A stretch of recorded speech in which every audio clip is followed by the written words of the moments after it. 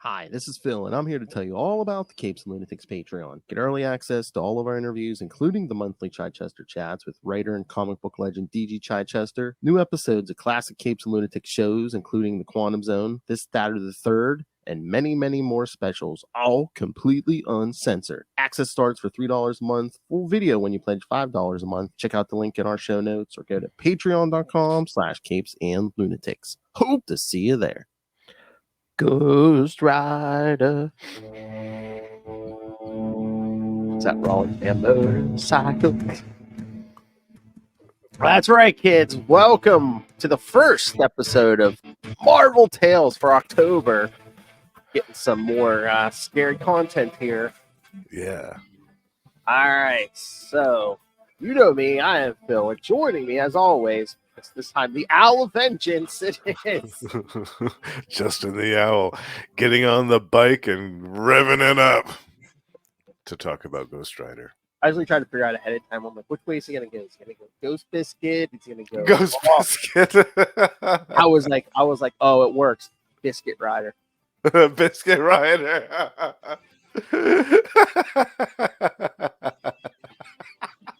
The spirit of Biscuit. I don't know.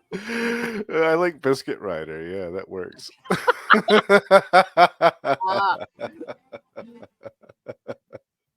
Works for half my team, Justin. Yeah. All right. So yes, this time we're going to be covering the first 4 issues of the 1990 Ghost Rider series. Or the first reboot with Dan Ketch and everything, and then yes, we also throwing in the bonus. What if volume 2, number 45? Yeah. What if Barbara Ketch had become the Ghost Rider? Yeah, I love that one. All right, so did you read this when it first came out, Justin? I did. Yeah, I picked this up right off the stands and I was so excited. It was so different than any other comic book I'd ever read. Like the paper was black. Just everything about it was different than any other Marvel comic book I had read up to that point in 1990. And I'd been reading comics for, I think, 5 or 6 years up to that point. It was so cool. And I didn't really have a frame of reference because I didn't read very much, if at all, anything of the original Ghost Rider. I only knew about him tangentially through some other stuff. So it was like a completely new slate. And yeah, I loved it. I thought it was so cool. It was, especially this first issue. What a great introduction. Oh, yeah. Yeah. What about you, Phil? Did you get this when it came out or after the fact? A little after the fact. It's funny because it's like a little, probably maybe 2 years down the road, because it was so weird because I know at some point they put out like a 7-issue miniseries, the original Ghost Rider Rides Again, which like reprinted the last 14 issues of the original series. So I kind of read that before I actually dived into this series. So like, interesting. I had friends talking about this series. I was like, man, but you should read the original Ghost Rider, because like I was falling in love with like the original Ghost Rider. It was already like like early 90s. I was nice. Yeah, and that's some good stuff too. The original Ghost Rider. Oh, there, a lot of those were DeMatteis issues. Yeah, yeah, so good. Yep. They've actually collected a bunch of those in an epic collection recently called Hell on Wheels. So any listeners that haven't checked that out, snap that up because it's excellent. But so you got started collecting around like issue 25 or 26 or something like that? Yeah. Probably like probably around the X-Men crossover when they teamed up with the X-Men and fought the Brood, I would imagine. Around that, the one I remember, what was that first like big event? It was I think it was it might have been close to, was that when they first started coming out with Spirits of Vengeance, which they did Ghost Rider and Blaze Spirits of Vengeance. Yes, the Rise of the Midnight Suns. Yeah, it might have been like the very start of like the Midnight Sun stuff. Yeah. Okay. That was a good era to start in Ghost Rider, actually, because you had, for one thing, you had Joe Kubert on the artwork. It's like, oh my God, wow. Like this legend is working on Ghost Rider in 1992 or whatever it was. It was incredible, just mind-blowing. Oh yeah. and then you have this crazy story, and they kept this mystery going for years. Howard Mackey and all these people get this mystery going for years about what is Ghost Rider. It's not Zarathos. It's not Lucifer, or it's not some demon that we've already seen. Who is it? What is it? They kept that mystery going for years. You know what? That's interesting because it's like, yeah, it's like I thought they said, it was never Zarathos, but then I thought I read something within the last year where they're like, I don't know if it was Howard Mackey or someone was like, the original plan might have been, oh, hey, yeah, we're gonna make this Zarathos with like amnesia or something, but then at some point they changed gears, so I don't know what the behind the scenes thing was, but yeah, I'm like, there were at least talks about those. It's like, oh, hey, why don't we make this Zarathos with amnesia or something? Because Zarathos has gotten pretty crazy towards the end of that original series. Yes, and when he reappears in the pages of this series later on, he's absolutely bonkers insane. Yeah. It would be cool to talk to Howard Mackey sometime and ask what his original idea was for Yes. Yeah, I'd love that. Oh, there's so much 90s Howard Mackey on. Yeah. All right. I'm writing that down. I'm going to try to Ghost Rider, Spider-Man. I mean, I'm sure I'm not remembering on the spot. He wrote Web of Spider-Man for years. Love that. Nice. I'm trying to be something else he wrote that I can't remember. Hold on. Yeah. Was it one of the X titles, maybe? It might have been. I'm maybe sure if I look at X Factor. No, it might have been. Yeah. After DeMatteis left, or right around that time. Yeah, he's one of those guys where it's like you'll look at his his biography and I'll be like, oh yeah, he did that. Oh yeah, I forgot he did that. Yeah. It's so good. I love it. All right, should we dive into these issues? Yes. Yeah. We got a few to talk about tonight. Yeah. All right. So, except for the what if issue, I have synopses for all these. So nice. All right. There we go. All right. Ghost Rider Volume 3, number 1, from May 1990. Oh yeah, this thing must have been. Oh yeah, it was oversized, wasn't it? Because it was a whole $1.95. It was, yeah. That was a big deal in 1990. Oh yeah, it is 48 pages for $1.95. Yeah. Oh yeah. Close your eyes and envision it, kids. It happened. Well, I said close your eyes and envision it, kids. Well, that too. Yes, yeah. All right. Life's Blood. As we said, writer Howard Mackey, penciler Javier is it Javier? Saltares, yeah. Inker Mark Texera, colorist, friend of a friend, Gregory Wright, letterer Michael Heisler, and editor Bobby Chase. That's another name we got to talk to, Gregory Wright. I mean, that guy was all over the place in the 90s. Yeah, he did so much. Coloring, writing. He wrote Silver Sable. Yeah, it'd be great to talk to him. And he witnessed so many important things that happened too behind the scenes. Yeah, it'd be great to talk to him. From what I hear, it sounds like he's a pretty fun guy. You're gonna sit him down and be like, tell some embarrassing stories about Chichester. Get some dirt. Nice. All right. After a 7-year absence from comics, 7 years, kids. 7 years, yeah. The Ghost Rider returns in a new role as the Spirit of Vengeance. The reemergence occurs on Halloween night in the Cypress Hills area of Brooklyn, New York. The new beginning of the Rider in Marvel Comics starts with Barbara Ketch dragging her younger brother Daniel into the Cypress Hill Cemetery to visit Harry Houdini's grave. I forgot about that. Daniel continues to try and talk Barbara out of the excursion as he follows along with the camera bags. Cypress Hills is known for its cemeteries.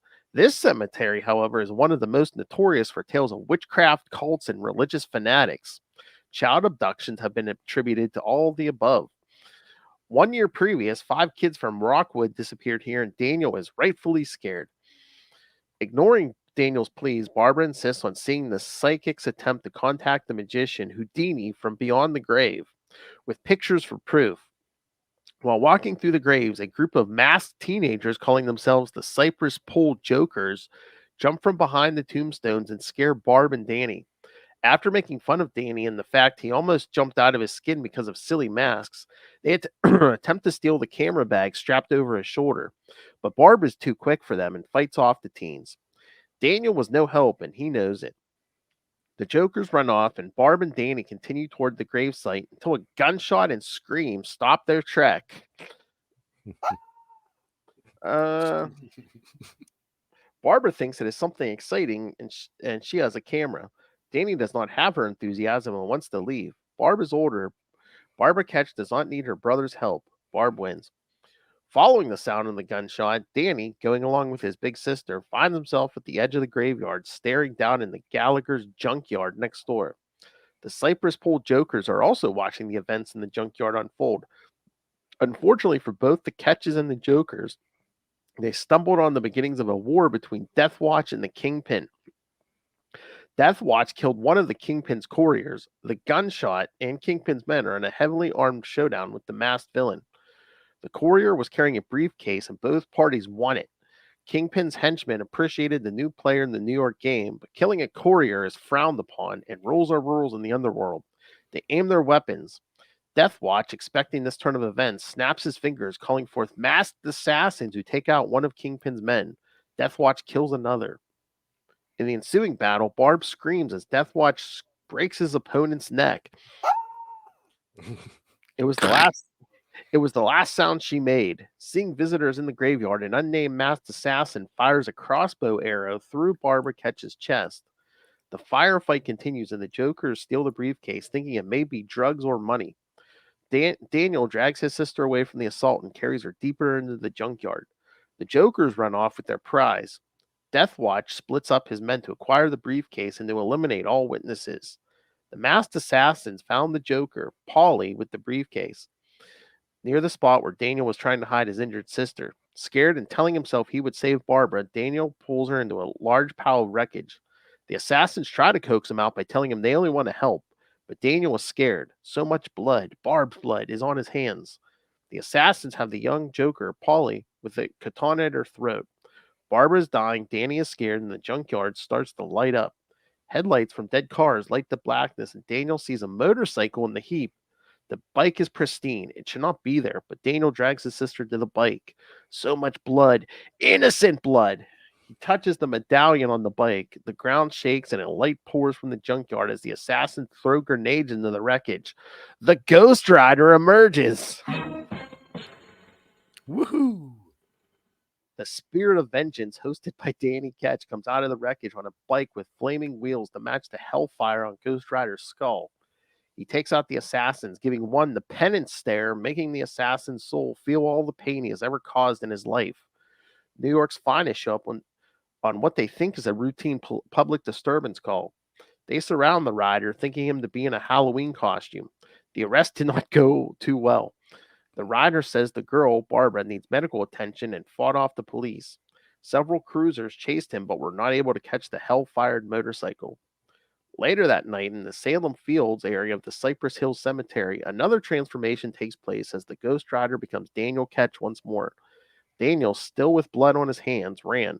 He left the motorcycle in the graveyard and ran in a daze to St. John's Hospital. He came through the emergency room doors covered in blood into the arms of his mother, Mrs. Ketch, his girlfriend, Stacy Dolan, and their father, Captain Dolan of the NYPD. Meanwhile, Deathwatch and Kingpin both learn of their henchmen's failures. Deathwatch through his ability to read others' minds by looking through their eyes, and Kingpin through his assistants, who are also present and informed. Both are after the Rider and the Cypress Pole Jokers. The Cypress Pole Jokers meet in their hideout in Salem Fields and discover neither drugs nor money in their suitcase. They find 3 canisters instead of just ditching the briefcase and its contents. Polly and the Jokers decide to hide the 3 canisters in different areas of the cemetery so no one will find them. Daniel, recovering in the hospital, goes to talk to Barbara. She was brought in by the police with serious injuries and is in a comatose state. He explains how he wanted to help her, protect her, and that he needs her. He leaves on his new bike, hoping the magic in the motorcycle will save her. Still later that night, Deathwatch's assassins and Kingpin's men track down the Jokers on Jamaica Avenue. An attempted interrogation of the Jokers results in another shootout between the rival gangs, and Ralphie, a Joker, is stabbed in the chest with a katana. Again, Danny Ketch turns into the Ghost Rider to help the Cypress Pool Jokers. When the rider shows on Jamaica, he handles both gangs and tells the children, the Jokers, not to be afraid. He then takes the injured teen to the same hospital where Barbara lays in a coma. The next day, the Daily Bugle gave the Ghost Rider the front page. Was he a deadly criminal who fought off the police with a flame-wheeled motorcycle, or a hero for saving a kid's life? But he's a threat or a menace, you know. At least. The Kingpin nor Deathwatch cared. They wanted the canisters. The Cypress Pool Jokers and the Ghost Rider, Danny Ketch, on the other hand, sat in the hospital and listened to his sister's heart monitor, wondering why he could not save her and what he had become. And again, 48 pages, but modern comic could never tell this much story in one issue. There's so much story in this issue. Yes. Yeah. There's a lot going on in here. Yeah. What did you think of this one, Phil? It was good. I mean, I wonder if they're just like, I'm sure modern, by 1990, they're like, okay, let's kind of have him come become bond into the Ghost Rider in a more innocent fashion than just, remember Johnny Blaze made a deal. It was good. Made It a was to save his pact, yeah. father's life. But yeah, let's not have him make a deal with the devil, Right. Yeah. Yeah, I love that, how he just kind of casually finds the motorcycle buried in the midst of this pile of wreckage in this junkyard. Mhm. Such an innocuous, such a strange, enigmatic way to open this. How did it get there? Why? What's this symbol about? Like, the symbol has really nothing to do with anything else. The symbol on the gas cap, like, that Yeah. really have a reference to anything in the past. And also the fact that we get a new villain, Deathwatch, who was cool. He was very much like kind of an early 90s villain, kind of this sinister-looking, smarmy businessman by day, but like ninja death cult leader by night. Yes. With the long hair too. In the late 80s, early 90s, all the bad guys had long hair, and they always either have it in ponytails or they had it free flowing, as Deathwatch has it in both cases in this one issue. He's got it tied back later in the issue after he shoots that dude in the face for delivering him the wrong information. I don't know. I'd still say it's a rich man's mullet. It's true. Absolutely. So yeah, we got a new villain, then we have old villain and the Kingpin and his titties. Yeah. They're on full display in this issue. Yeah. And that was kind of creepy too, that part where the guy slices him with the katana blade and then takes the blood and like runs it across his face. I was like, what are you doing, Wilson? Jeez. They're like, it's a Getting into Ghost Rider book, let's get a little getting some creepy. kinky crap going on here with old Fisk titties. But he's like, I mean, Kingpin's like another Doctor Doom. It's like, he just like starts racking up the enemies list. I mean, there's Spider-Man, Daredevil, Punisher. Now we're gonna add the Ghost Rider to Right the off the mix for a bat. while. Yeah, right from the beginning. Although I don't think that the Kingpin and Ghost Rider in Ghost Rider's title. Yeah, not for too long. It's like they kind of like No. in the beginning here, but that not. But later on in the series, they didn't really have anything to do with each other. Yeah. Maybe there's maybe again, Ghost Rider's going to go off in a very supernatural bent, but two, it's like just like were they just like let's not have Kingpin pulling the Wolverine syndrome and being 50 places every month, Right. Exactly. Yeah. And eventually, Ghost Rider would find his way to Kingpin, and they'd have their duke out. They'd have their fight. Yeah, and again, I know, like Chichester said, they are trying to keep. Back then, they tried to keep continuity straight because, like, when he did follow the Kingpin, then people wanted to do the Kingpin in his prime. They're like, they're like, no, you got to, it's you either got to do a flashback or you got to do him where he's at now, Right, on the street or something. Yeah. Yeah, definitely. Back when they kept track of these things, kids. Yeah. And we got a lot of ninjas in this issue, which I love. Yes. We've got ninjas, we have gun-toting mercenaries, we have a rocket launcher fired at Ghost Rider. I mean, this is perfection. I I just know. A rocket launcher. What is this? The end of a Punisher annual?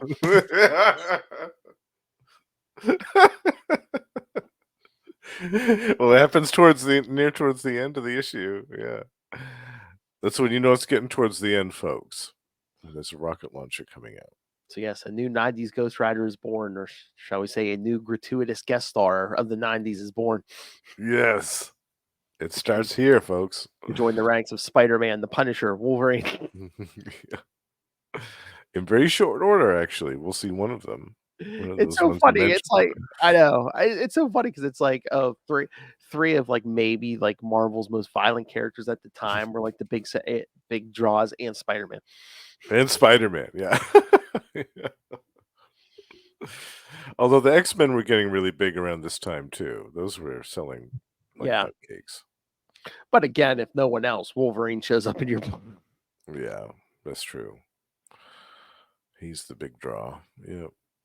but again, it's what is it, like issue 37 of Ghost Rider, but wasn't Wolverine, but he actually got an Archangel appearance Oh, at right. one point. Yeah. Yeah. I liked that.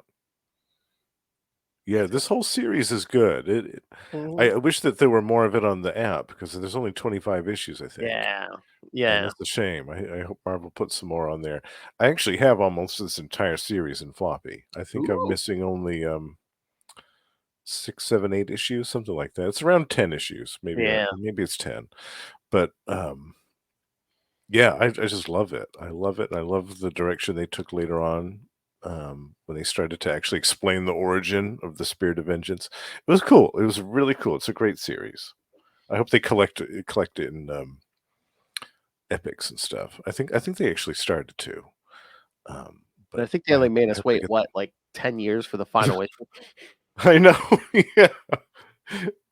Yeah. Yeah, we'll eventually get to that one. That's cool too, that they actually gave that series a proper ending. Yeah, and they had the proper creative team to do it, the original artists. Yeah. Yeah. All right, I'm looking at the app here. Yes, this series, it goes on the app, it goes up to 18, 19, 20. Goes up to issue 20, 26, and 27. Oh, it was at the X-Men The crossover. X-Men crossover. Yeah. Yeah.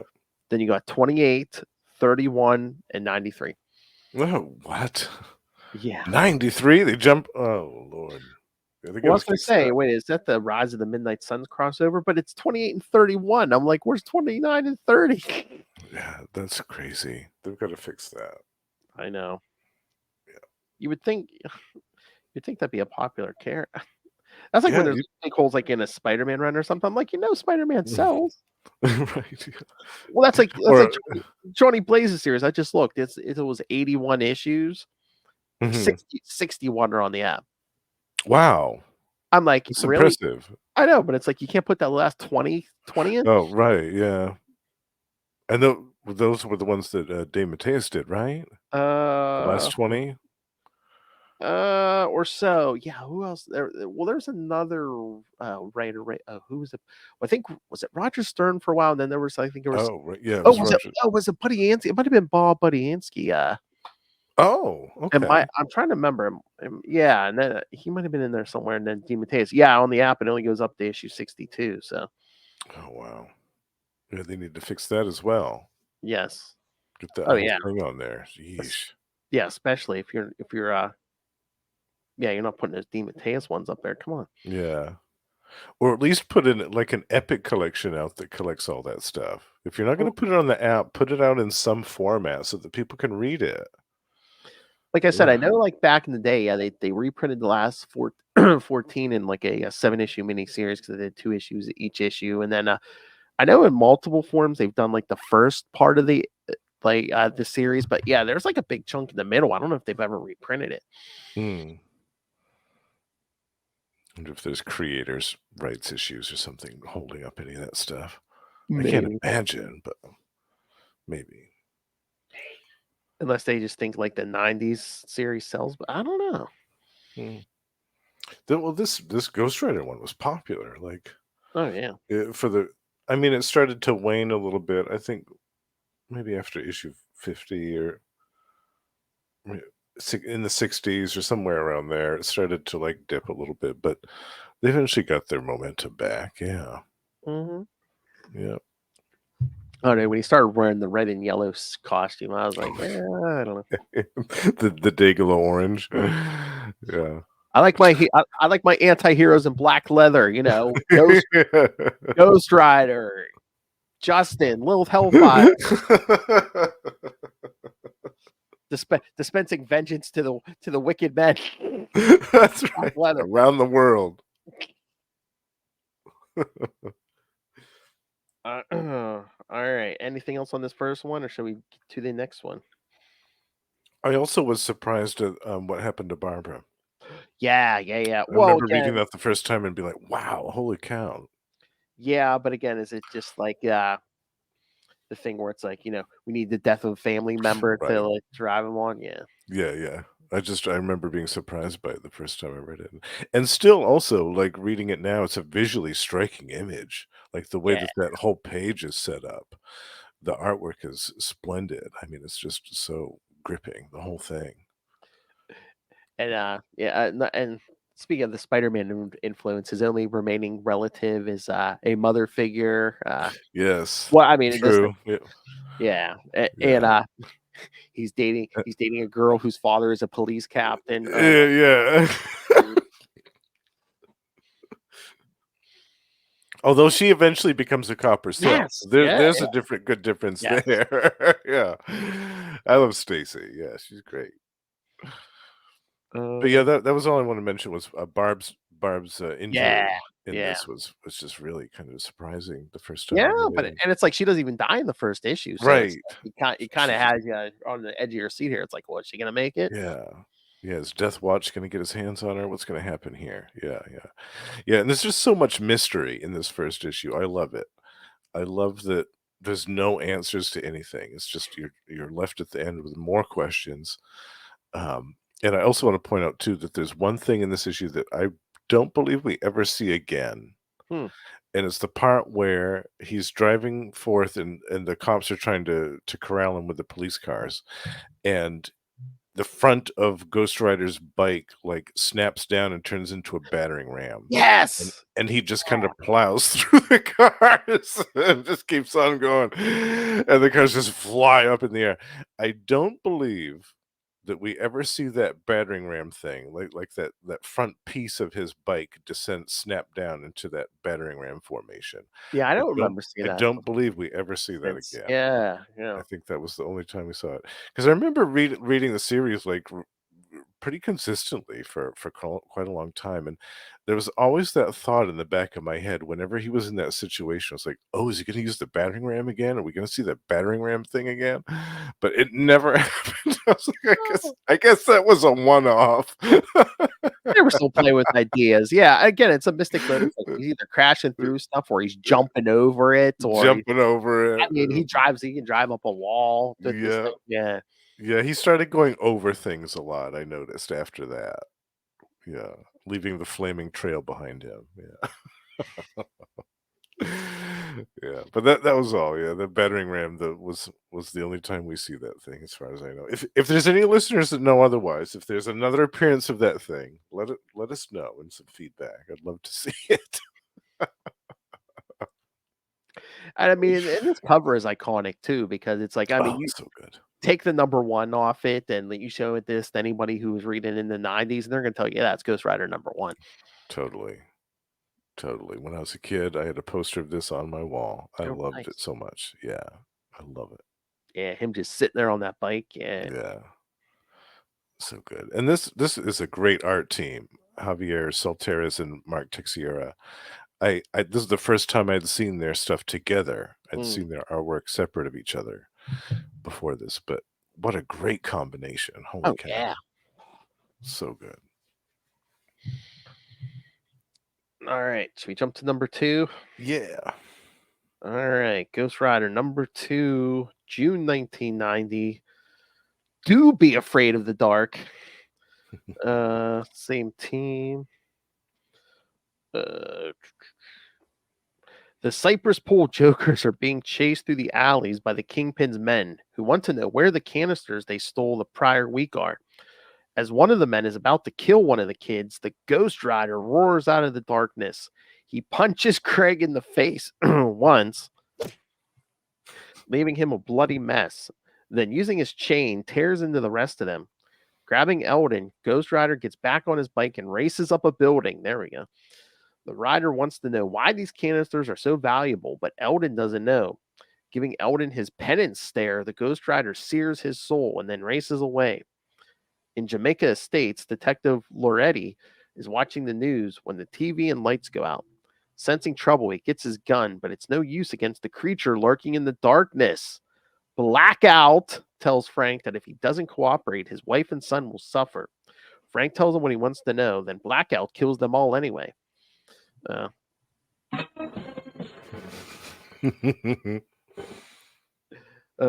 next day, Blackout goes to the offices of International Contractors Unlimited, the front for Deathwatch's operation. There he updates Deathwatch on what he's found out. In the hospital, Dan is visiting Barbara and tries to talk to her about what's going on with him and the Ghost Rider. That night at the home of Ralphie, he's playing Nintendo. Original Nintendo. Yeah, so you definitely know which era this is from, kids. Yeah. when the game and the lights go out, he calls for his parents, but there's no answer. Not having a flashlight, he tries to light a match, but there's no light coming from it, even though it burns his hand as if lit. He hears a scream and goes to the hall where he hears a scream, goes in the hall, where he's met by Blackout. Ralphie tells him that if he wants his Ralphie tells him that he wants his parents and kicking away from Blackout finds their dead bodies in their room. Blackout knocks him through a window, but the Ghost Rider is there to catch him. Blackout leaps at him, but Ghost Rider grabs him and tosses him away. Picking up a shovel, Blackout swings for his head, but Ghost Rider shatters it easily. Blackout grabs Ghost Rider's wrist and throws him through the wall of the house, using those seconds to get away. So yes, kids, now we've introduced another new Ghost Rider enemy. Another new villain. Blackout. Yeah. Blackout. What do you think of Blackout, Phil? Interesting. I mean, again, it's like, very like a more supernatural threat because I'm trying to remember like the original Ghost Rider, like there were like a ton of like supernatural villains. Like of course he was like trying to stay a step ahead of the devil, like in the beginning and stuff. But there was a while there he was like fighting regular super villains and stuff. Or like towards the end of the series, I remember there was times like he would just fight. There's one issue where he just fights a regular guy because like this drunk guy just like starts terrorizing the carnival, and Zarathos just comes out, just starts messing with the guy. Yeah.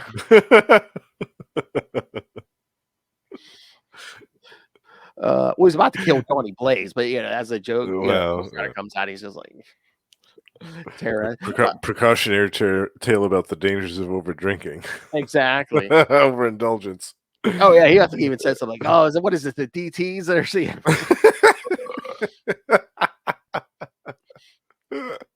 Oh, and then there's I told you I love Petty Zarathos. There's like the 2-issue arc where he just like smacks around the circus of crime. Oh yes, I love that. Yeah, that was perfect too. The circus of crime and Ghost Rider have a confrontation. It was perfect because Johnny Blaze was with a traveling carnival at that point. Yeah. Love it. But yeah, I mean, again, of course, there wasn't as much going on this issue because it was a regular size issue. But yeah, I mean, like I said, Blackout, who's going to be big in this book for a while here. Yeah, and there weren't any real vampires at the time because Dr. Strange had used the Montesi formula to wipe them out, basically, a few years prior to this. So I knew that Blackout wasn't a real vampire. I guess I figured that he had some type of shtick or something, some type of gimmick. Wasn't it like cybernetic fangs or something? Like implants or something like that, yeah. But I liked the fact that Deathwatch had this ability where he could kind of relive the moments of death that happened through Blackout's eyes and get information that way. I thought that was cool. I liked that whole sequence. Yeah, and he was like, yeah, it was like reliving his kills, like Blackout's kills and stuff. Like, oh, Yeah. yes, thank you. Yeah. Oh, I need a cigarette now. That's better than Coke. Thank you. Yeah. Everyone loves cocaine.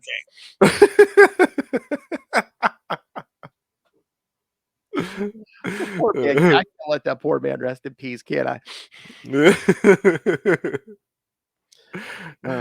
I know he would approve. Yes. Yeah. And also, Blackout's a nasty piece of work because he kills that. Well, he attacks that cop and he's like, "Tell me what I want to know, or I'll kill your son and your wife," and he kills them anyway. Yeah. He's killing families, killing kids. Yeah, killing kids, and then this kid at the end, Ralphie from the gang, he just goes in and indiscriminately murders this kid's parents, and attacks him in his own house. Yeah, and of course he's going to kill this kid. Obviously, he has no compunctions about killing kids. It's crazy. Yeah, this guy's nasty. So he's killing all kinds of innocents. So yeah, we're setting it up here. So it's like whatever fate befalls Blackout, no one's going to be shedding a tear over this guy. Exactly. We're making him a really evil piece of work right from the beginning. And I love the part too where he swings that shovel and Ghost Rider smashes it just so casually, and he's like, "What? How?" So good. I know. Smash it.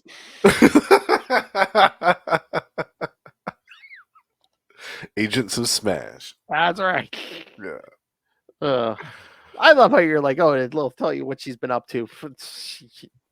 I don't know if I want that evidence. Well, it might be an edited version of the story. Oh, maybe, yeah, that's true. Yeah. Yes, well, if you hearing this on the podcast, she's back. But yes, as we record this, yeah, she'll be back like a little under a week, kids. So yeah, just in time for Spooky Month for October. That's right. Yeah. Remember, kids. Oh, you don't want to know the things I've done.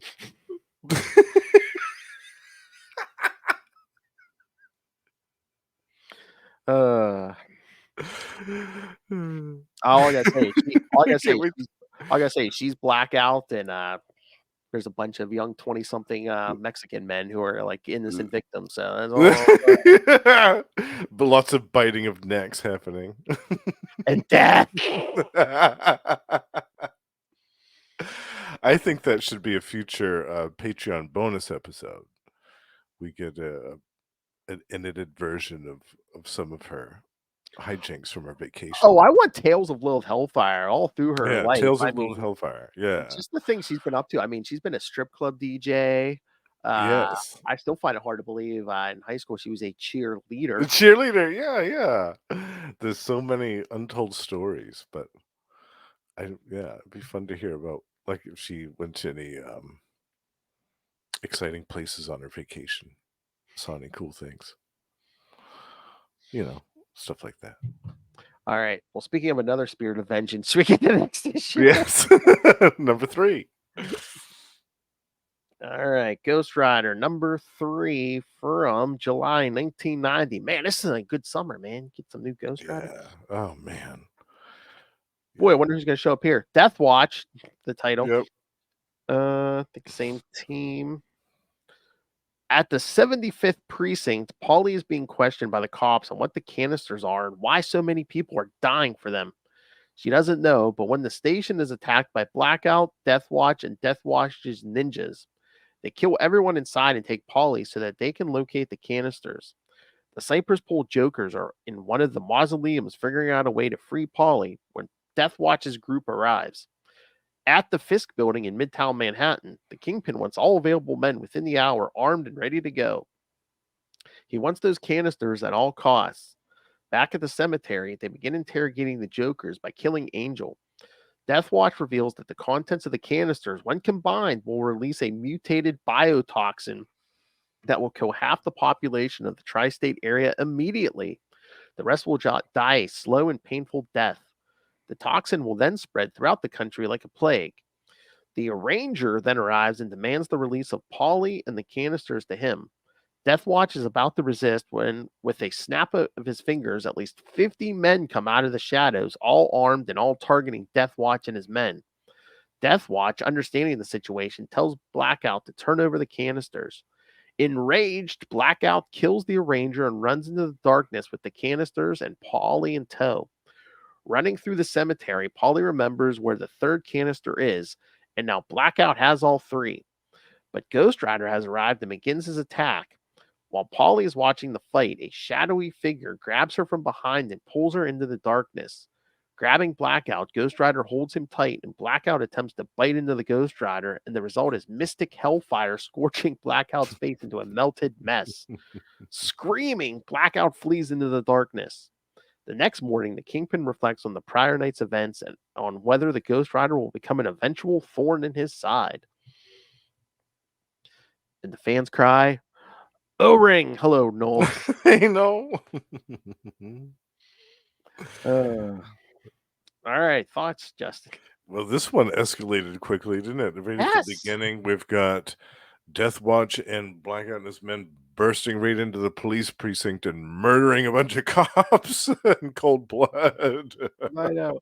I was just thinking, I was reading this. I'm like, it would have been cool if they had like waited on the Kingpin stuff a little bit, or at least this part of it, and just Mhm. like escalated it. So then maybe by like towards the end of the first year, you do a big Kingpin story and you bring Yeah. in like Spider-Man and Daredevil, Punisher, Mhm. maybe one or all of them.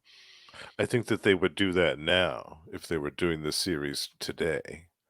I think that they would definitely do it that way. They'd definitely draw this out a lot longer. Because there's so much, like you said before, there's so much story like compacted into these issues, especially the first issue where it was longer. But yeah, I definitely agree with you. Having the Kingpin appear a little bit later in the series, I think would have helped this, especially this story, because it seemed to be wrapped up really quick. Mhm. At the end, Deathwatch is like, "Okay, you win. Bye." And then, Blackout has his little tizzy, and um, that's the end of that situation with the canisters, because the Hellfire basically fuses those and renders them inert, so the threat's over. But it just seemed to be wrapped up really quick for the buildup that we had over the last 2 issues.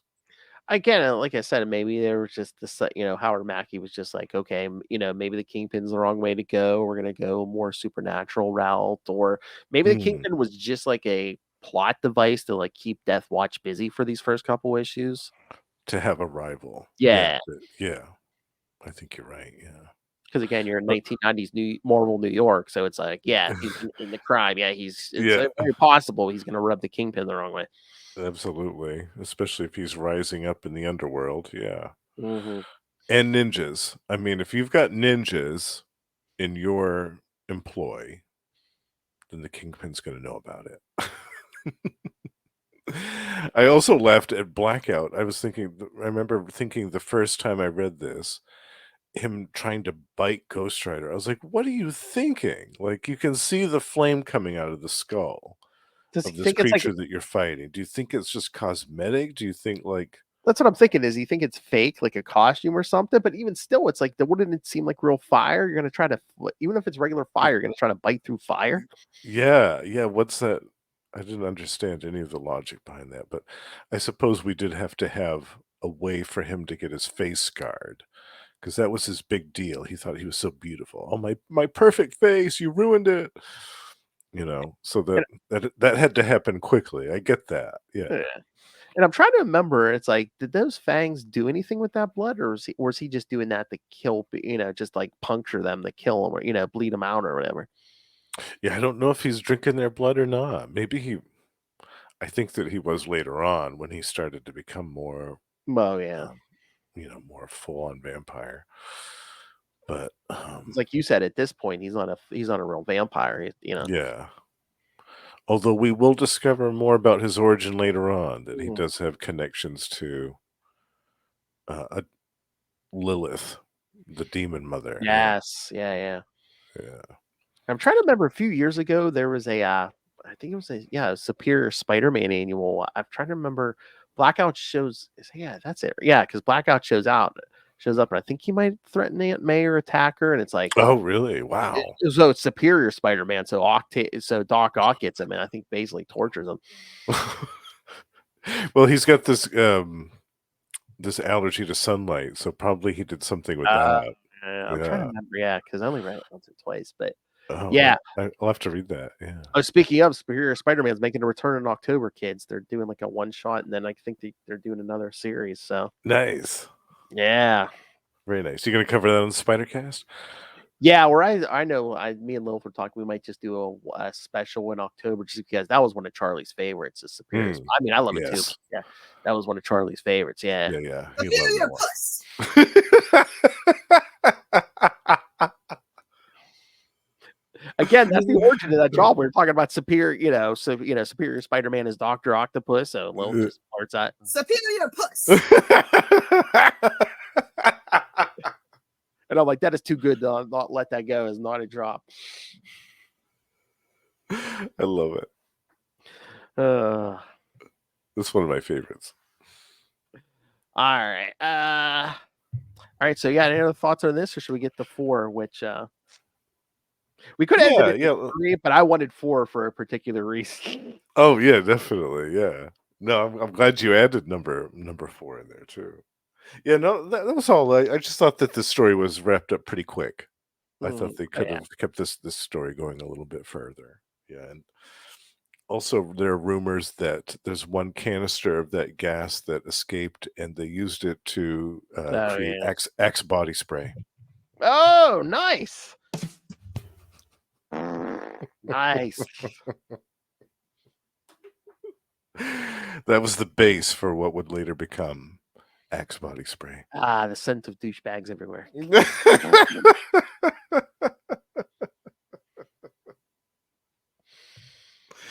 Yes, let's move on to number 4 with Mr. Hyde. Yes. One of my favorite punching bags, Mr. Hyde. Yeah. Again, I mean, this guy's he's basically the town bicycle. I mean, he's bad everybody, basically. I mean, Thor, Daredevil, Spider-Man, Captain America. Spider-Man. He's been part of the Masters Captain America. Yeah, he's in the Avengers at least one. So yeah, he gets around too. Yeah, he's a well-traveled supervillain. So yeah, Ghost Rider number 4, August 1990. God. You can run, but you can't hide with a Y. Same team. Lord. 3 guys and a gang of angry men are about to assault a black family, claiming that ever since they moved in, kids have been disappearing. Racist. The timeless racism. Oh, Lord. Yeah, here we go. That's the thing. It's like, stuff like Nintendo, dates some of these stories. It's like, you're reading a story from the 40s, you could be reading a story from the 90s or today. It's like racism go out of style, I know. It's crazy. But I'm glad that Ghost Rider beats the crap out of him. Yeah. As racist should be. Well, once again, just like with the Blackout thing, it's like, yeah, let's make these guys as horrible as possible. Exactly. So Ghost Rider, Mets out vengeance. No one's like crying for these guys. Yeah. It's like, yeah, use that chain, beat that sucker. Yeah, I love it. Anytime that Ghost Rider beats on neo-Nazis or skinheads or whatever, I love it. I could read a whole issue of just that. Oh, there you go. Neo-Nazi vampires. Yeah. Think about it. They're like, oh, yeah, we're the really white race. Yes. Yeah. Okay. You're onto something there. Seriously. Oh, my God. Like, think about that. Like, Hitler had like his own division of vampires. And they like survived until like the modern day. Yeah. Yeah. A secret coven somewhere. Yeah. Got like Ghost Rider fight him. Captain America. America. Get Blade in there. You could get Doctor Strange. Oh yeah. Yeah. There's lots of potential for stuff. I love it. That's a great idea, Phil. Oh, thank you. Ghost Rider comes to deal out vengeance, and we are then taken to a bar where a drunken bar goer harasses a worker. No, it's not Little Hellfire Kids.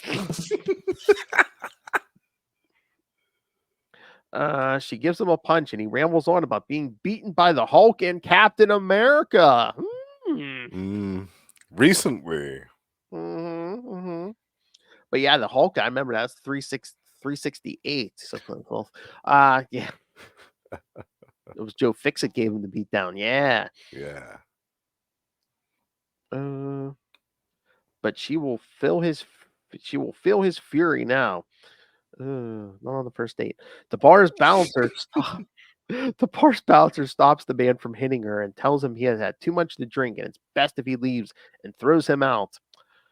Dr. Kelvin Zabo comes back in the bar and strikes the bouncer with a beer bottle and flees. Danny Ketch is shown in the Cypress Hills Cypress Hills turning back into himself. Dr. Kelvin Zabo runs into a parking garage where Ketch is about to store the bike to hide it and make sure no one gets their hands on the bike. After putting the bike away, Ketch and the person who helped him store it run into the biker gang chasing Dr. Kelvin Zabo. After refusing to let them go further to look for Zabo, they subdue Ketch's friend and lock him and Ketch in the garage's guard station. Simultaneously, transformations happen. Oh, hold on. Lost my place for a second. Damn it, I hit the wrong link. Hold on. Whoops. Open. All right. Here we go. Simultaneously, transformations happen. Dr. Kelvin Zabo finally is able to revert to his Hyde persona after getting a head injury from the Hulk. While Danny's bike bursts into flames and escapes from the chained and locked chain link fence and comes to him and transforms into the Ghost Rider after touching the talisman. Hyde attacks the biker gang and is about to hurl a car full of youths at them when Ghost Rider stops him. And a battle ensues. Ghost Rider is able to use his penance stare on Hyde, and for a short time it reverts him back to Zabo, then back to Hyde. He flees. Ghost Rider chases him, but is still unable to get Hyde. But as he runs off, he says that he will seek his revenge. Then, as the comic ends, we see a guy knocking over a lady and stealing her baby. We are left with a Punisher logo. Oh.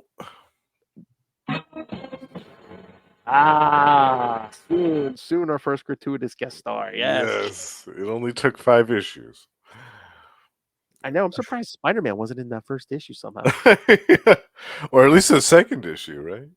Yeah, because what was it? Was it Mark Spector #2, where I think like Spider-Man swings by on like one page, and that's like it's like a cameo appearance. Justifies him on the cover. Yeah. Yeah. All right. So, what did you think about this issue, Justin? Dr. Calvin Zabo could not get it up.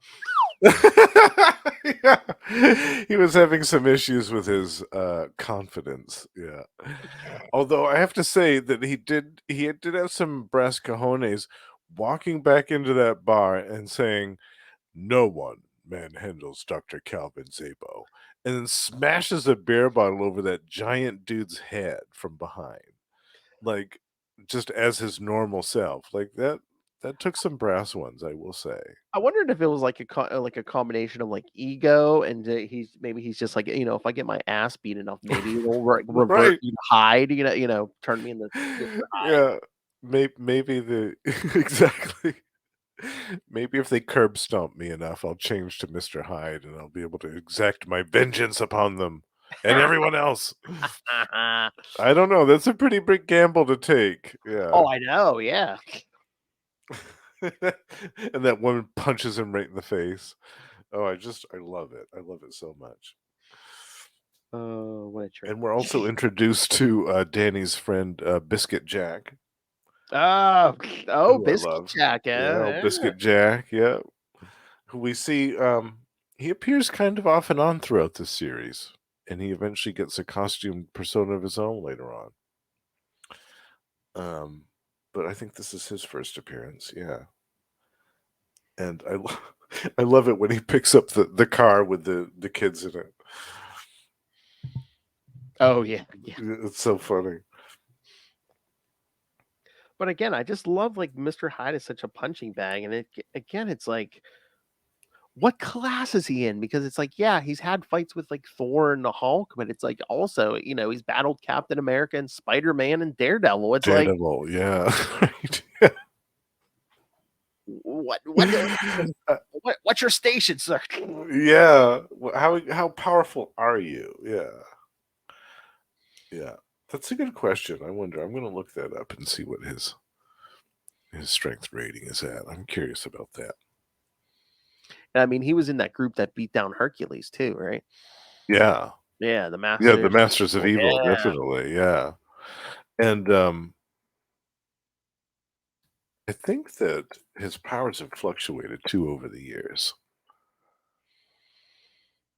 Oh yeah, I I remember think so. right. Yeah, probably that formula is giving him like his strength has gone down and gone up. Yeah. Mm-hmm. And again, he's such a piece of crap. Like he's like the only man. Like Steve Rogers has been like, oh yeah, I'm gonna give him the shield to the throat. Right. He's Again, not messing around. yeah, Yeah. no, it's like, Steve Rogers is usually pretty merciful. He's like, no, this is a guy who beat down Jarvis. This guy has no Yeah. like beating innocents. Nah, he's just getting into the throat. Yeah. Okay, this says 50 tons. Okay. So that's impressive. That's to fight somebody on the level of Daredevil. Yeah, Or he's about Spider-Man. halfway. He's about halfway between Spider-Man and the Hulk, I'd say. Yeah, yeah. Mm-hmm. Yeah, that's impressive. And he does have a healing factor as well, apparently.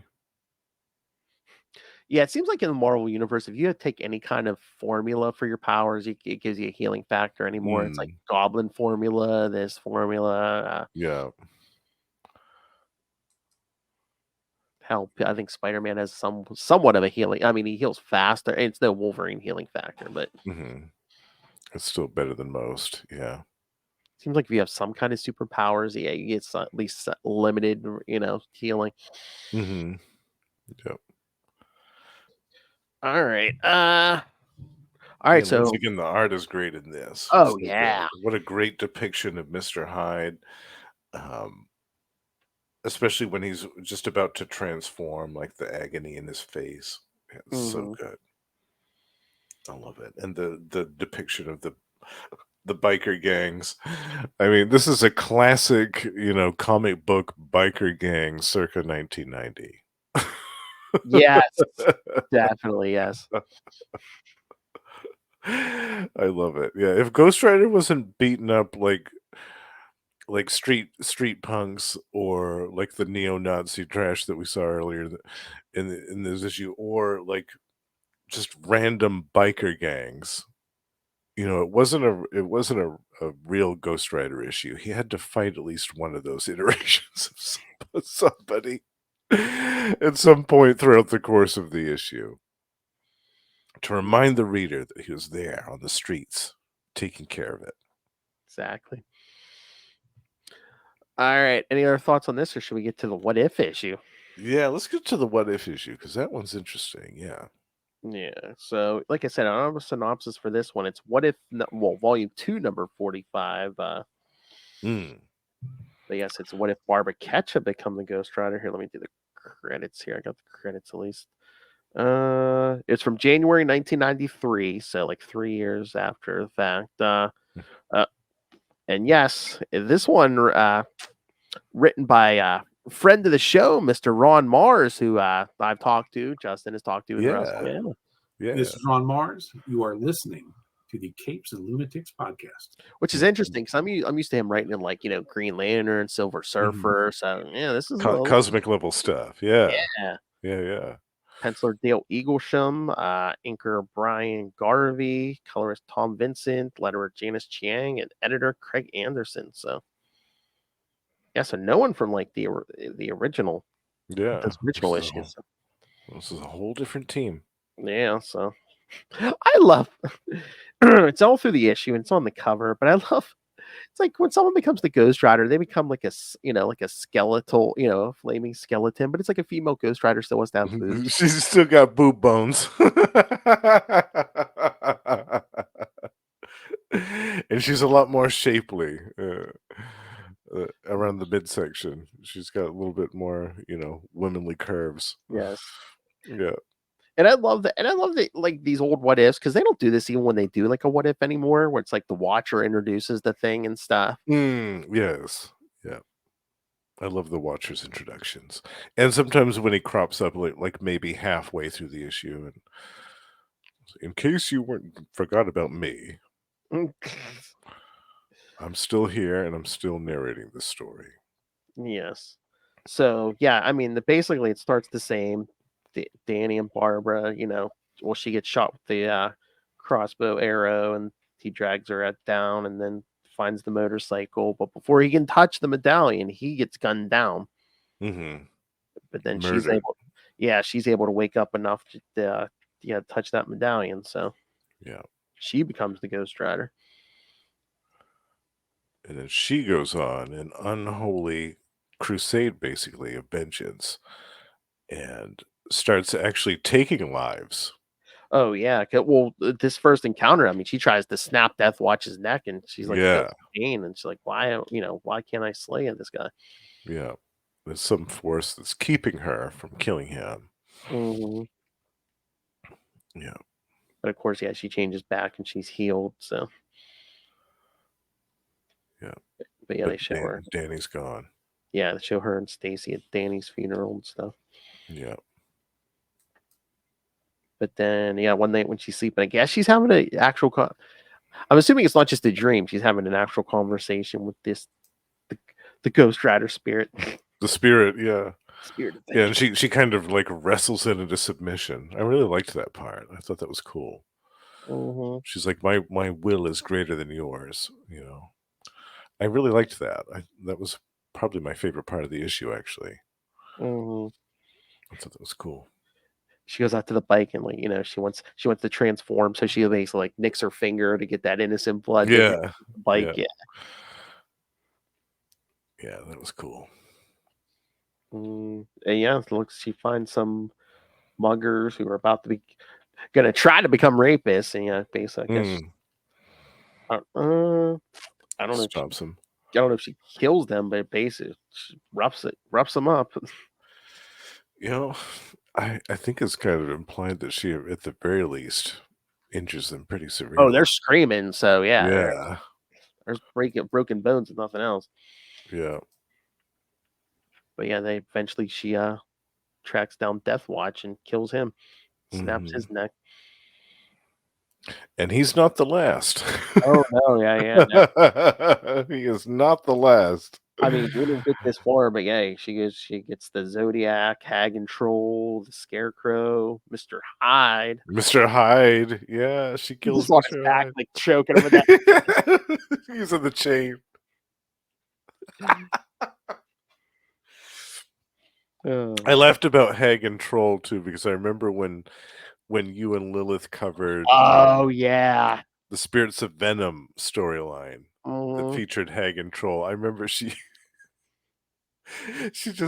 all of her comments about Hagen Troll were so funny. Oh god, I was dying. I was dying in that episode. And I love how Marvel and DC have a Scarecrow. Yes, and they're very different. They are very different. Yeah. The Marvel Scarecrow is downright scary. Oh yeah. Especially the depiction that in this series, in the Ghost Rider series. Yeah. Made him really, really scary. Yeah, really creepy. Yeah, that DC Scarecrow just uses gas. Yeah. Yeah. Yeah, the Marvel one uses his pitchfork. Yes. Oh wait, Justin. DC's Scarecrow. Who is he the villain of? Oh. Batman. My favorite character. Ray's like, son of a. Almost made it to the end of the episode. I know, he's like, we're in. I thought it was film 3.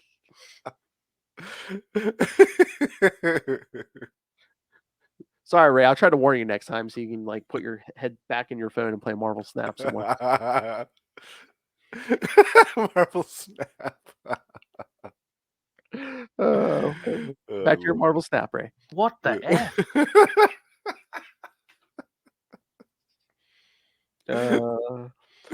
All right. So yeah, so Barbara is the Ghost Rider. Well, they see her in the encounter with Spider-Man and Hobgoblin. Yeah. Spider-Man to seek out some help from Doctor Strange. Yeah, because she kills Hobgoblin. Yeah. Yeah.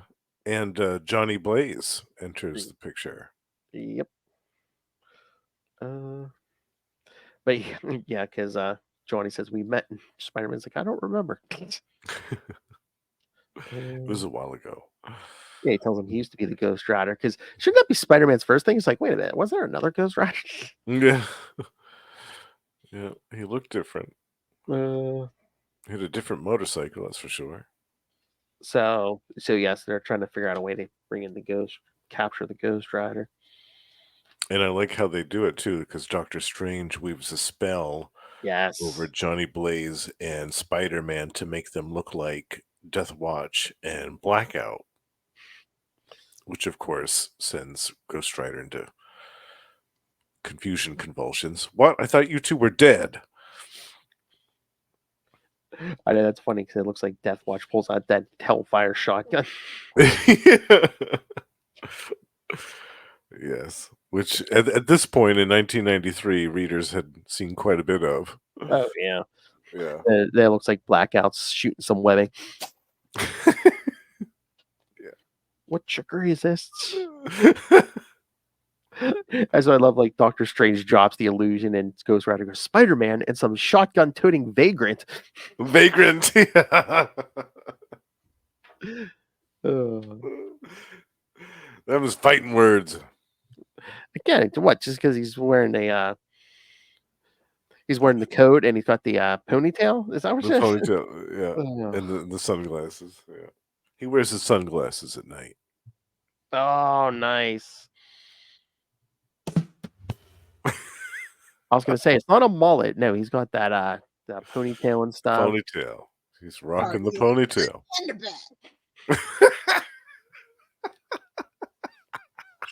Nobody but a goody, kids. Party in the front and the back.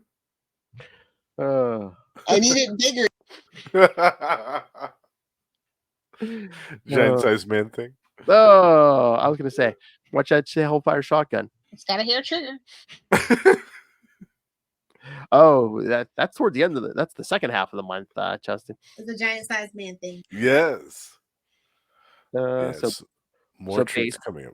Yeah, so basically Doctor Strange and the others trap Ghost Rider in that pentagram and then separate Barbara from the spirit of vengeance. Yeah. Who eventually gets away. Yeah. Of course. But then Barbara dies. I didn't like that. Because I mean, her injuries from the arrow were healed. So unless it was just like because they separated her from the ghost, just the way they separated her from the Ghost Rider, maybe the strain of the whole magical procedure was too much. I don't know. I thought that was. It would have been better to have her be separated from the spirit and left alive to do her own thing. I think. And they basically, I would like that anyway. Yeah, and then they basically just end the issue with the Watcher saying, "Oh, who knows what'll come next?" As you see like a somebody's shadow lurking over that bike in the alley. Yeah. Yeah. Who will be the next bearer of the mantle? I think it would have been interesting if the spirit would have jumped into Johnny Blaze. Johnny Blaze, yeah. Standing right there. Or Spider-Man. That's funny when this spirit comes flying out. Johnny's like ducking. He's like, not again. No. I've already been through this and I hated it. All right. So. Yeah, I really like this one. I like the art in this a lot. I love the script, obviously. Oh, yeah. It was interesting to see, obviously, what would happen if Barbara took over, but her different take on it. Yes. On the role of being Ghost Rider was cool. It made me want to see more. Honestly, it made me want to read more of Barbara's exploits. What if happened if, have some type of kind of like a Spider-Gwen type of situation where we had an ongoing series that explored, well, what if Danny died and she became Ghost Rider, and fought the same villains. Maybe not necessarily go on the murder spree and kill them all, but I always thought that would be an interesting read if somebody explored that option further. Yeah, and again, it's like that story with like a lot of these heroes, where people are like, well, why don't they just kill their villains? Like I hear that all the time. It's like, well, why doesn't who kill all his villains? Batman, my favorite character. Well, at least the Yeah. joke. Right. Oh, I'm sorry. He ha ha man. Okay. Why doesn't who kill he ha ha man? He ha ha man. The grinning ghoul.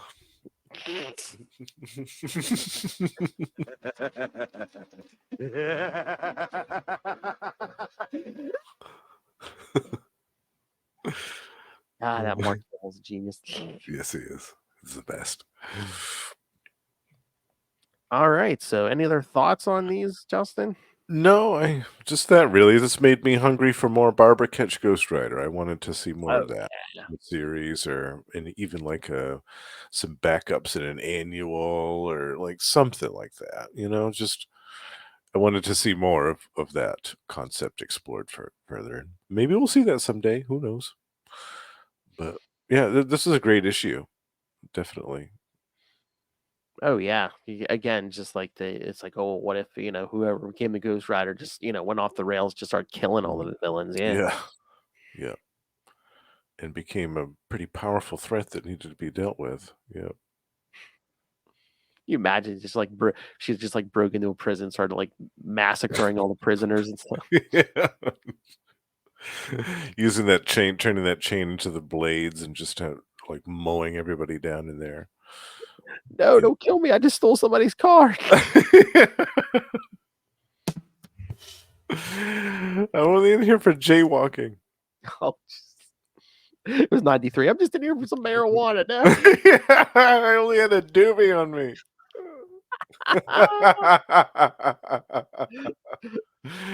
They would be in prison for that in 1993. Yeah, absolutely. Smoked a doobie. Yeah. Again, if marijuana is a crime, give Justin and Lilith the chair. Absolutely. I would be fried several times over from that. Yeah. Oh, why do I feel like Lilith is living on a marijuana farm down there? Maybe that's what she was doing on her vacation. She was starting a farm. It's the biggest marijuana supplier in Mexico now. All satire and parody, CIA, FBI. It's all satire. Yes. Nothing to see here. Can you imagine a federal agent just like raided Lilith's house? She'd be like, "What did he say? Why wasn't there?"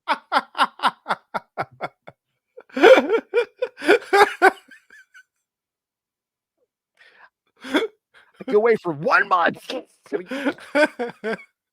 Get the federal government at my door.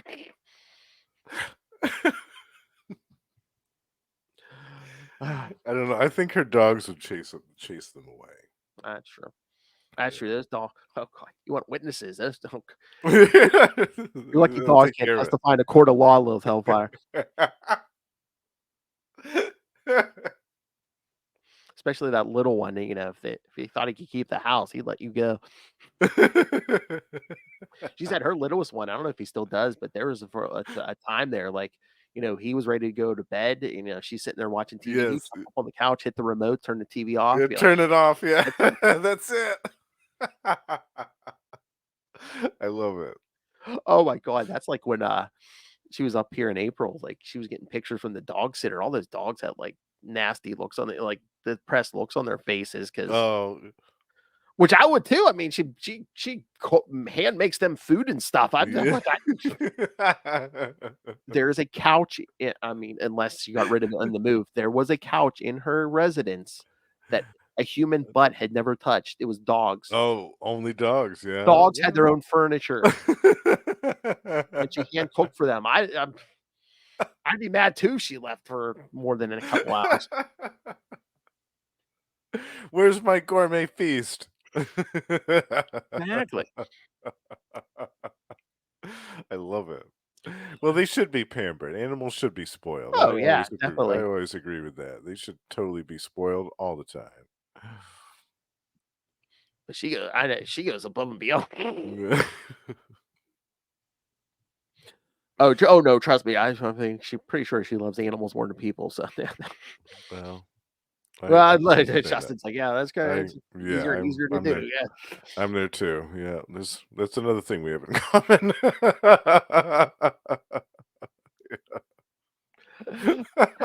Well, that's the other thing. She met my mother. I knew my mother would like her, but once she found out she was a dog person, I'm like, yeah, that's sealed the deal.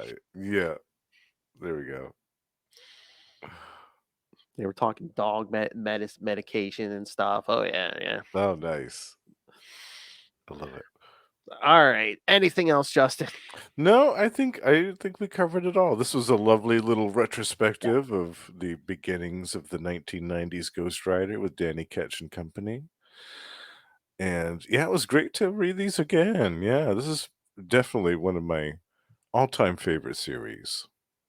I love this. Yeah. Although I like the first series too. I mean, Yeah, they're both good. Those first two series are so much good Ghost Rider. Yeah. Yeah, like I said, I hope that they collect more of it in the form of these great epic collections that have been coming out. Maybe even a hardcover omnibus at some point would be cool.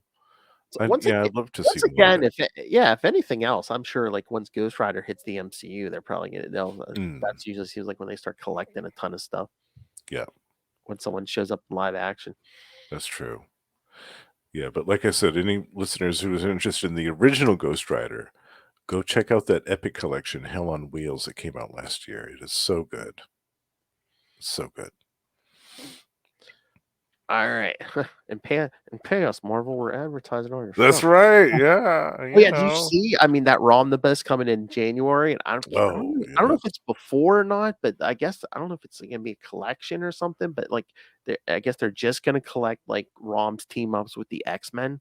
Oh yes, Russell just showed me the cover of that. Yeah. Earlier today. That looks amazing. Yeah, and I think it's called Marvel Tales. So they must be doing this imprint of Marvel Tales that's like reprints of team ups and things. Because remember they did that earlier this year for Wonder Man and the Beast, that miniseries that we covered on Wondercast. Yeah, they do that every so often now. It seems like they'll like, I think they did that for Black Widow, maybe when that movie was out. Like every so often they'll like put together some older stuff. Yeah, they'll just slap Marvel Tales on the cover. Marvel Tales. Yeah, it's cool. I like that. Thank you, Marvel. Yeah, just help with the Google. with the Google search. Right. Thank you, Marvel. Yeah. Read some comics and listen to our podcast. Exactly. That's right. Hey, read along with us and turn the page when you hear the magic beep.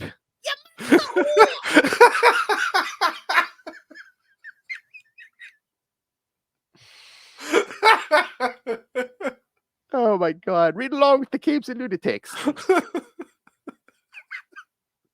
And the Ghost Rider jumped the building. Turn the page.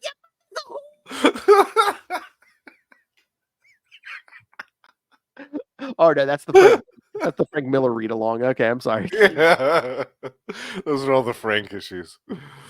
All right, so.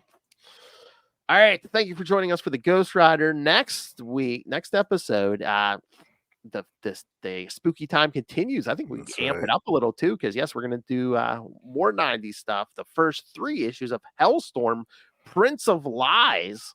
Yeah. Which you can find on Marvel Unlimited, of course. Yep. So, and then the last 2 weeks of October, we're gonna split it up because there's a we're going to tackle the first 12 issues of Marvel Comics Presents. We'll do the first 6, then the 7 through 12. The Man-Thing story in general. Again, I wonder whose pick that was. Maybe me. Someone demanded Man-Thing, and Lilith. It was not Lilith. It's a giant size Man-Thing. It wasn't It's a this one. giant-sized man thing. It was this one. Giant sized man thing.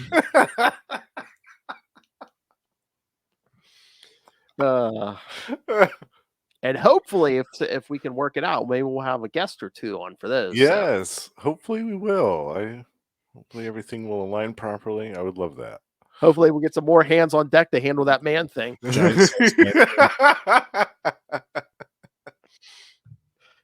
Extra large.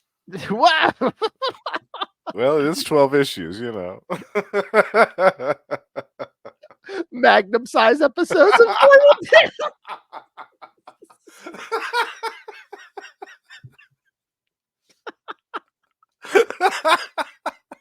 Magnum series.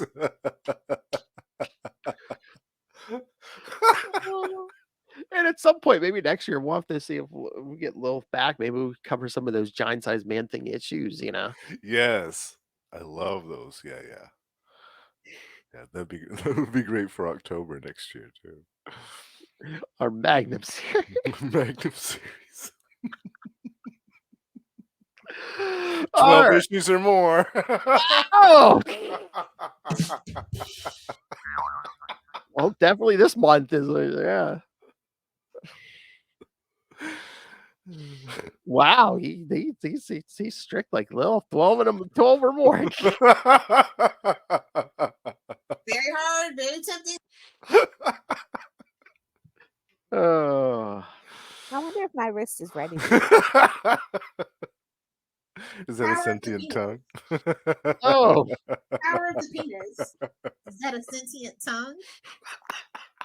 well, now you know how Ray feels, Lil. I'm looking at that. Lubricated eels are the best. All right, so yes, send us all your thoughts on Hellstorm, and we're recording that right after this. So, but yeah, we'll read it on a future episode, and or send us your thoughts on the Man Thing stuff again. The first Ghost 12, Rider.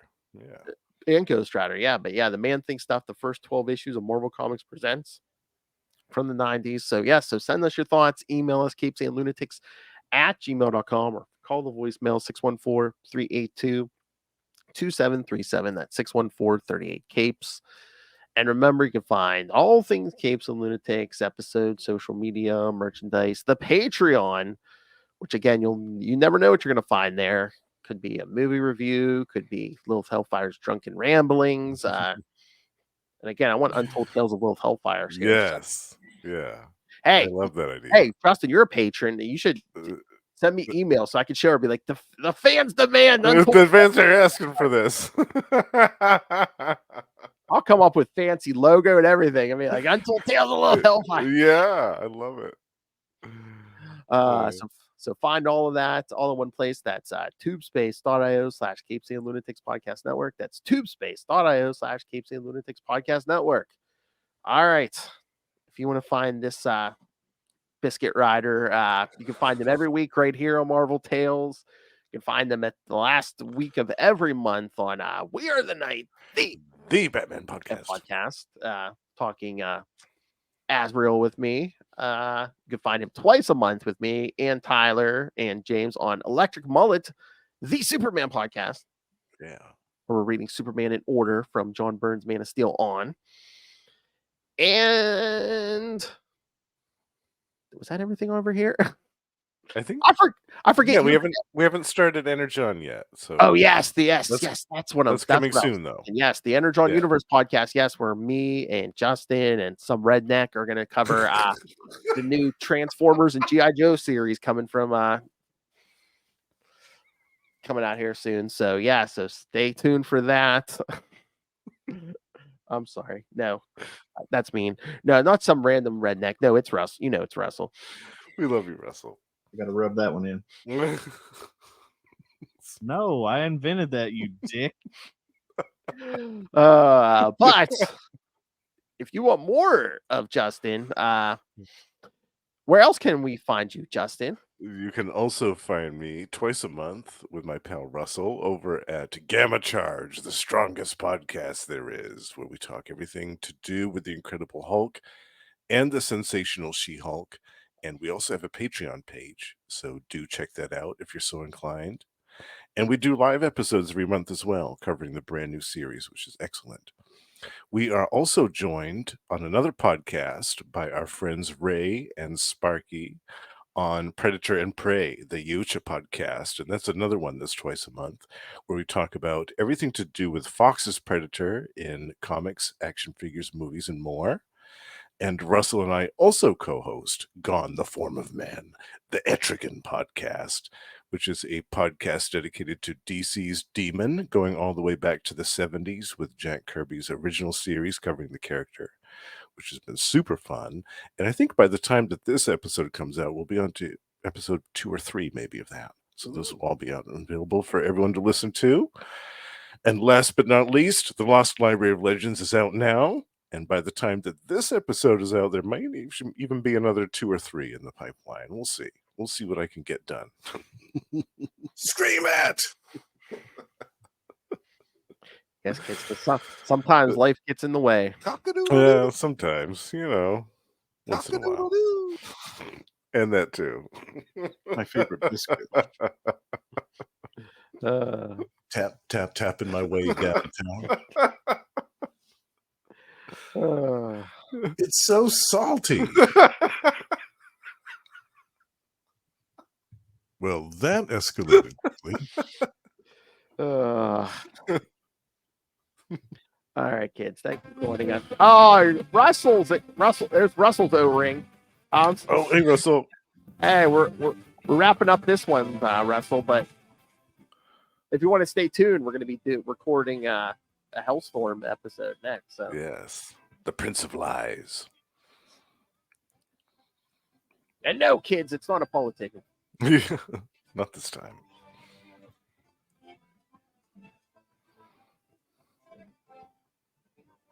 All right, kids. Come back next time. Vengeance will be watching. That's right.